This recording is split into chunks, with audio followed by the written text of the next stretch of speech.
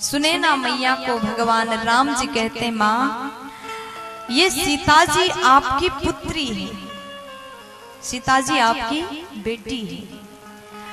जिस प्रकार सीता आपकी पुत्री है और आप उसको बच्ची की तरह प्रेम करते हैं, उसी प्रकार मैं भी चाहूंगा मुझे आप दामाद मत मानिएगा, मुझे अपना पुत्र मान करके, अपने बालक समझ करके हमको प्रेम हमेशा करते रहिएगा।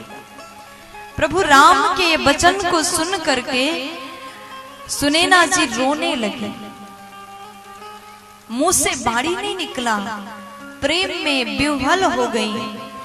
देखो वो सास जो होती है, अभी अभी थोड़ी देर पहले सुनैना जी को लग रहा था कि राम जी हमारे दामाद हैं, दामाद के लिए उसी हिसाब से सेवा करना जरूरी है। लेकिन भगवान राम जी इतने सरल है, इतने सरल है, आज दामाद भी बन गए तो अपने सास से कह रहे हैं हमको दामाद नहीं अपने बेटा मानिएगा।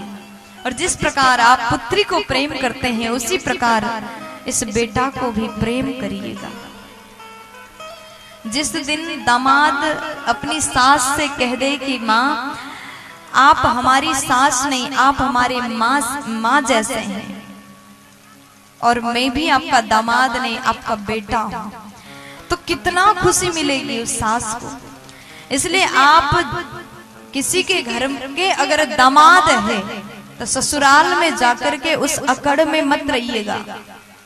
यहाँ पर जितने भी भैया लोग उपस्थित हैं, अगर आप किसी के घर के दामाद हैं या फिर आप दामाद होने वाले हैं, तो इस प्रकार से आप दामाद बनना, वहां जाकर के अभिमान में मत रहना। नहीं तो आजकल के दामाद को देखो, ससुराल में जाते हैं तो कैसे रहते हैं।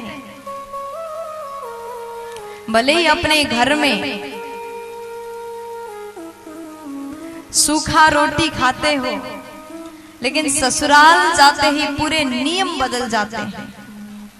वहां तो टाइम से भोजन चाहिए, घी लगा वाला रोटी चाहिए। कभी कभी तो दामाद में इतना अकड़ आता, हम रोटी नहीं खाते, हम तो पूड़ी खाते। अपने घर में गर्मी के मौसम में छत पर जाकर के सोते होंगे, लेकिन ससुराल जाते ही एसी की डिमांड करते हैं।